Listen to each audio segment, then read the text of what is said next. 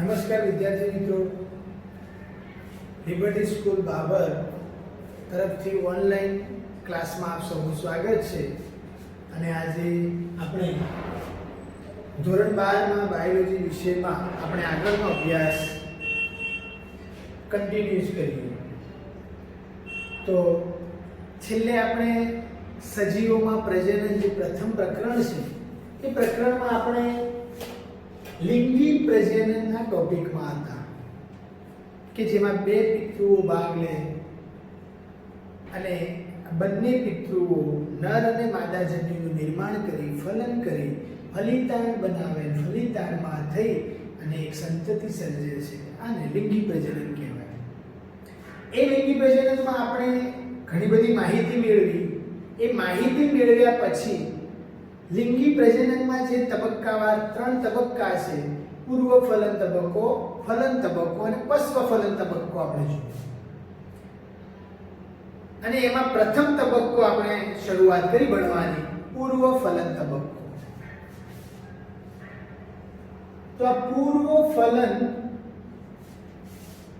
તબક્કામાં આપણે આગળ વધીએ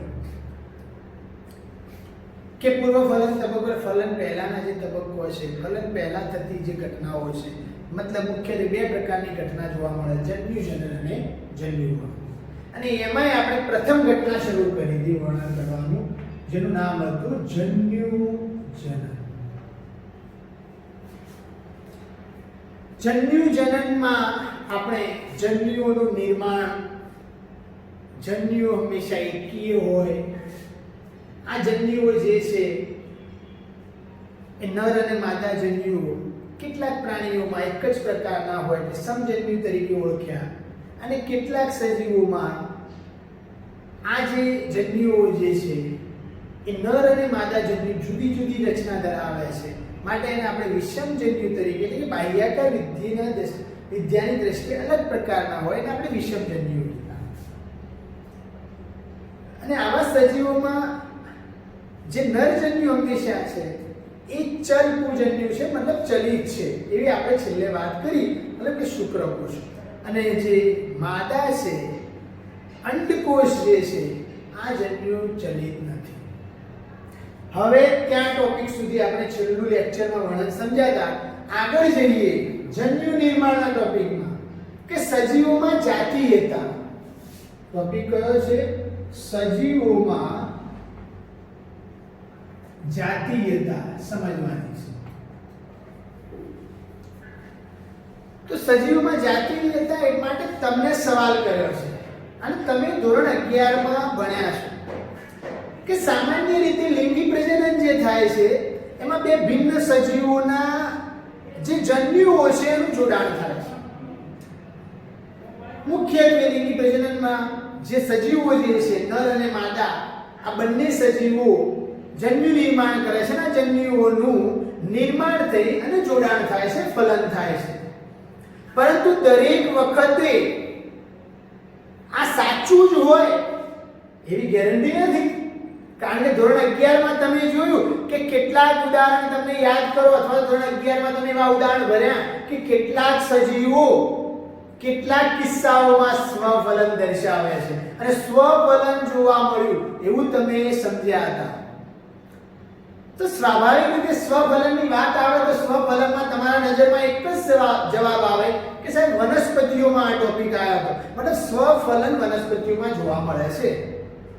તો પછી વનસ્પતિમાં આપણે સમજીએ, જન્યુજનનના ટોપિકમાં આગળ વધી અને એને જાણવાની કોશિશ કરીએ કે આજે વનસ્પતિઓમાં નર અને માદા પ્રાજનનિક રચના જે છે એ એક જ વનસ્પતિમાં જોવા મળે છે. આવું મોટા ભાગમાં, મતલબ મોટા ભાગની વનસ્પતિમાં તમે આ જોયું છે મુખ્યત્વે. તો આવી વનસ્પતિ, મતલબ નર અને માદા એક જ વનસ્પતિમાં જોવા મળે છે. તો આના માટે તમે શબ્દ કયો વાપરશો? તો દ્વિલિંગી. મતલબ કેવી વનસ્પતિઓ? દ્વિલિંગી, કે જેના જેના અંદર નર પણ છે અને જેના અંદર માદા પણ જોવા મળે છે. તો નર અને માદા પ્રજનનની રચના એક જ વનસ્પતિમાં જે જોવા મળે છે એને આપણે દ્વિલિંગી વનસ્પતિ તરીકે ઓળખીએ છીએ. અને આ દ્વિલિંગી વનસ્પતિ જે છે એ વનસ્પતિ માટે જે શબ્દ વપરાય છે, સૂચન વપરાય છે, કેટલીક ફૂગ અને કેટલીક એવી નાની વનસ્પતિઓ કે જેમાં એને દ્વિલિંગી શબ્દ ન વાપરતા સમસુકાયક શબ્દ વપરાય છે. હવે તમને સુકાયક શબ્દની યાદ આવે કે જે અંગ મૂળ પ્રકાર કે પર્ણમાં વિભાજિત ના થઈ હોય આવી સાદી રચનાને સુકાયક કહેવાય. તો કેટલીક એવી વનસ્પતિઓ છે ફૂગ અને કેટલીક લીલમાં અથવા તો કેટલાક સૂક્ષ્મ પ્રકારની વનસ્પતિઓ એકાંગીની, તો કેટલીક ફૂગ, લીલ અને સૂક્ષ્મ પ્રકારની વનસ્પતિઓ માટે એક શબ્દ વપરાય છે સમસુકાયક. કેવી કે જે દ્વિલિંગી હોય એમના માટે. અને બીજો એક મહત્વનો શબ્દ છે એટલે દ્વિલિંગી ઓર સમસુકાયક પણ એક સૂક્ષ્મ નાની વનસ્પતિમાં જેમાં સમસુકાયક કહેવામાં આવે છે.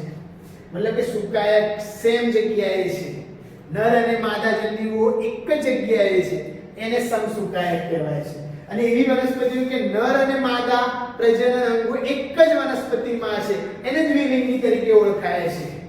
અને ત્રીજો શબ્દ આના માટે કે આવી વનસ્પતિઓ જે છે એ એકસદની વનસ્પતિ તરીકે ઓળખાય છે. મતલબ દ્વિલિંગીનું બીજું નામ છે કઈ વનસ્પતિ? એકસદની વનસ્પતિ. કેવી? એકસદની વનસ્પતિ શબ્દ વપરાય છે.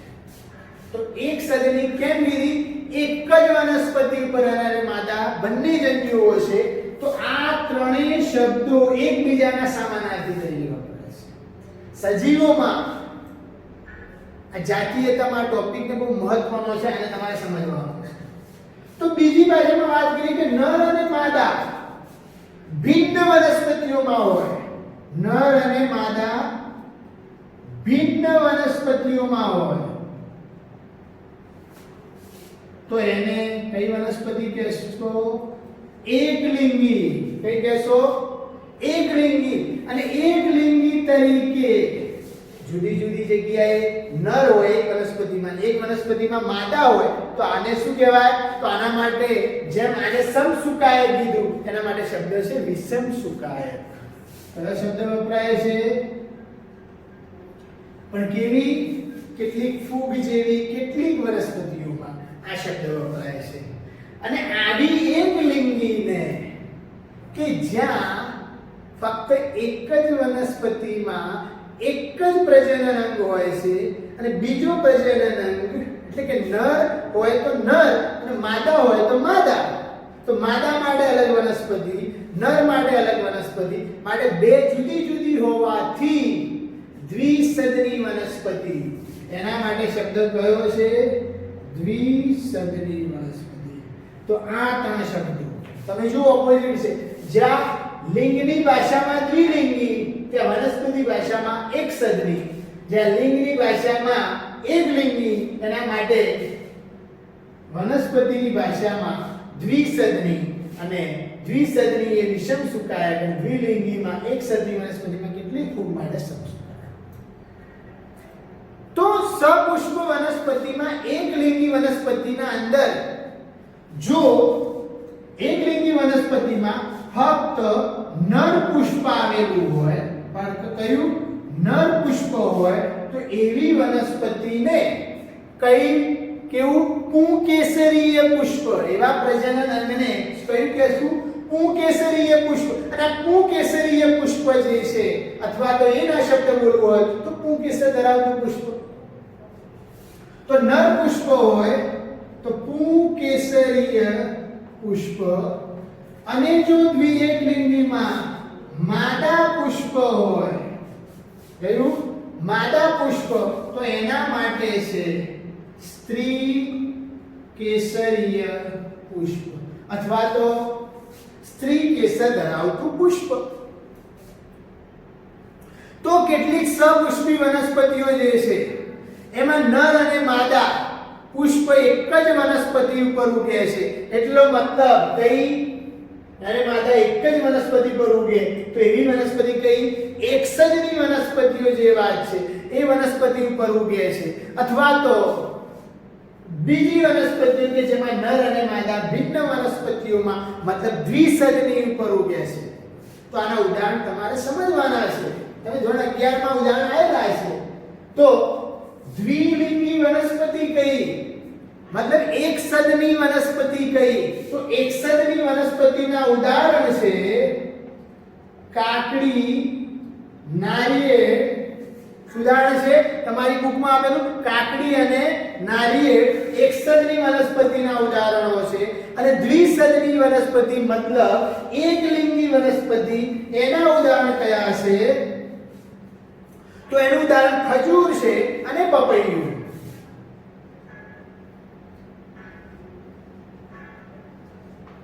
આ એકલિંગી વનસ્પતિ છે એના ઉદાહરણો છે. તો આ જન્યુઓના જે પ્રકારના નામ તમે ઓળખી શકો છો અને તમને હું સવાલ કરું તો તમે કહી શકો છો કે ભાઈ પુંકેસરીય પુષ્પ હોય તો કયું જન્યુ તો તમે કહેશો સાહેબ નરજન્યુ શુક્રકોશ. અને જો સ્ત્રીકેસરીય પુષ્પ હોય તો કયું જન્યુ તો સ્ત્રીકેસરીય પુષ્પમાં માદાજન્યુ અને અંડકોશ. પરંતુ પ્રાણીઓ માટે શું? આ તો આપણે વનસ્પતિઓ માટે સજીવોમાં જાતીયતામાં વનસ્પતિ વિશેનો મુદ્દો સમજ્યા. તો પ્રાણીઓ માટે શું?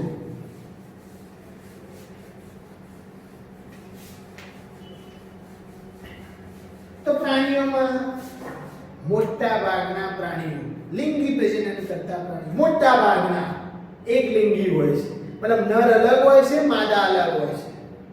પરંતુ કેટલા ઉદાહરણ છે જે પ્રાણીઓમાં સજીવો નર અને માદા એ એક જ સજીવમાં જોવા મળતું હોય એવા ઉદાહરણ આપણી સામે છે કે જેની યાદી આપણે બનાવી શકીએ છીએ. કારણ કે ધોરણ 11 માં આપણે ભણ્યા છીએ. પણ મોટા ભાગની જાતિના જે સજીવો છે પ્રાણીઓમાં નર કે માદા એ મોટા ભાગે એકલિંગી હોય છે. મોટા ભાગ વધુ પ્રમાણમાં એકલિંગી છે. પણ શું એવી જાતિઓ છે કે જે તમે જાણો છો કે જેમાં પ્રજનન અંગો એટલે કે દ્વિલિંગી પ્રાણી હોય, જેમાં નર અને માદા બંને પ્રજનન અંગો હોય એવા પ્રાણીઓ તમે જાણો છો? તો આપણે એને જાણીએ છીએ એની યાદી જે છે તો ઉદાહરણ તરીકે તમારી સમક્ષ ઓલરેડી એ ઉદાહરણ આવી ગયેલું છે, તમે એ ઉદાહરણને જાણો છો. તો એક છે વાદળી, ચપટાકૃમિ, જળો વગેરે. અળસિયું. કયું? અળસિયું. તો દ્વિલિંગી પ્રાણીઓનું ઉદાહરણ કોણ છે? ચપટાકૃમિ, જળો, વાદળી, અળસિયું જે તમારી બુકમાં ધોરણ 11 માં આપેલું ઉદાહરણ છે. અને એકલિંગી પ્રાણીઓના જે ઉદાહરણ છે તો તમે બધા જાણો જ છો.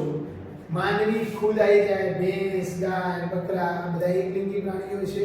અને જે તમે ધોરણ 11 માં ભણ્યા દેવિકા વિશે, વંદા વિશે અને અળસિયા વિશે તેમાંથી એક ઉદાહરણ અળસિયું જે દ્વિલિંગી પ્રાણી છે અને વંદો એકલિંગી પ્રાણી છે.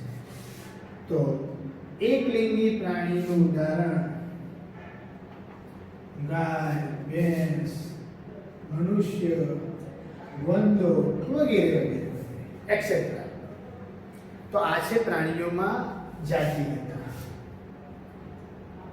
હવે જન્યુ દરમિયાન જન્યુ જે નિર્માણ થાય છે એ દરમિયાન કોષ વિભાજન કેવું થાય છે તો ગઈકાલે હું તમને સમજાવી દીધું હતું મોટા ભાગનું. એ વર્ણન ફરીથી તમારી સામે આવ્યું છે માટે એને સમજી લઈએ. જાતીયતા પૂરું થયું જન્યુ નિર્માણમાં. હવે જન્યુ જનન દરમિયાન મતલબ કે જન્યુ નિર્માણ દરમિયાન કોષ વિભાજન કેવા પ્રકારનું થાય છે?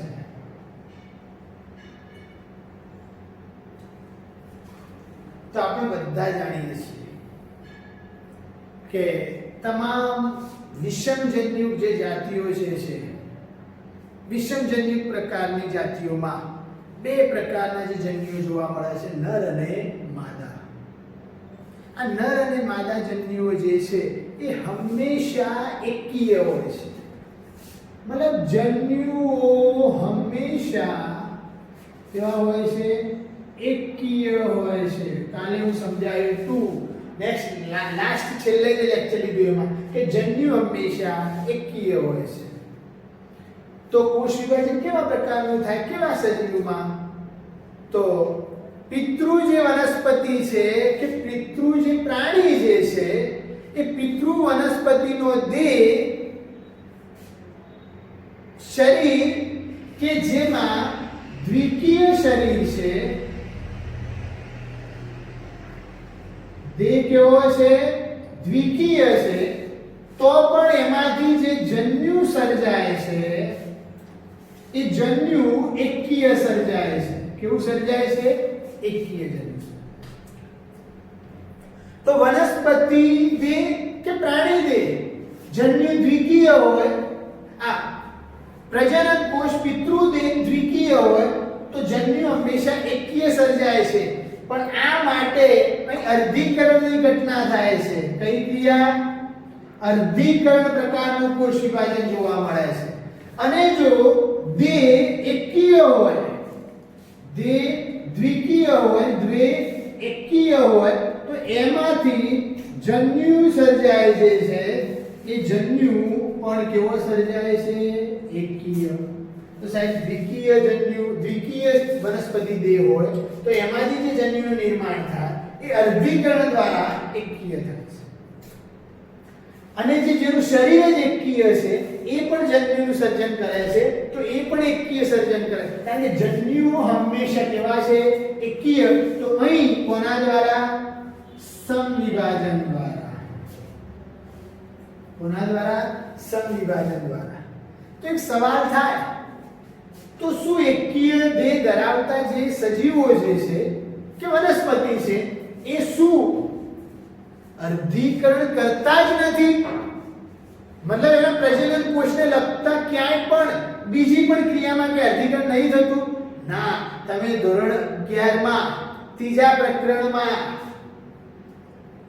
વિવિધ ચક્રો વિશે સમજણ આપી છે. એકવિધ ચક્ર, દ્વિવિધ ચક્ર, લીલનું જે ચક્ર આપ્યું છે એ ચક્ર તરફ ધ્યાન આપો અને ચક્રને નિહાળો ત્યારે તમને ખબર પડશે કે એમાં અર્ધીકરણ થાય છે. પણ અર્ધીકરણ ફલન કર્યા પછી જે બીજાણુનું નિર્માણ થાય છે એ માંથી થાય છે અને એના પછી વનસ્પતિ દેહનું નિર્માણ થાય. એટલે અર્ધીકરણ તો થાય છે. અહીં તમે સવાલ આપ્યો છે એનો જવાબ છે કે અર્ધીકરણ તો થાય જ છે. તમે ચક્ર જોઈ લો, એક દ્વિવિધ ચક્રને નિહાળી લો તો એકીય વનસ્પતિ દેહ કેવી રીતે નિર્માણ પામે? જ્યારે એકીય નર જન્યુ ને એકીય માદા જન્યુ આમાં પણ જ્યારે ફલન કરશે ત્યારે એકીય નર જન્યુ અને બીજો એકીય માદા જન્યુ ત્યારે ફલન થઈ શરીર તો કેવું બનશે? એ સમયે બીજ કેવો બનશે? બીજાણુ, ફલિતાંડ, યુગ્મનજ, દ્વિકીય.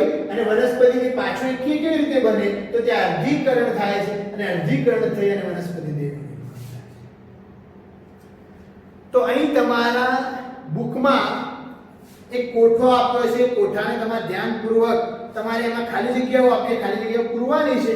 અહીં તમારી ચોપડીમાં જે કોઠો છે એને આપણે યાદ કરી લઈએ. અને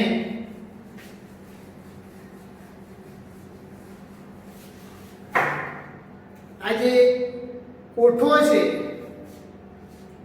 એમાં એના રંગસૂત્રોમાં સંખ્યા કેવી છે? મતલબ રંગસૂત્રની જે સંખ્યા છે એ દ્વિકીય અને એના જન્યુકોષના રંગસૂત્રની સંખ્યા કેવી છે? એકીય. તો કયા પ્રાણીઓમાં કેટલા રંગસૂત્રોની સંખ્યા છે? મતલબ દ્વિકીય સંખ્યા કેટલી છે અને એકીયમાં રંગસૂત્રોની સંખ્યા કેટલી છે એ કોઠો આપણે સમજવાનો છે.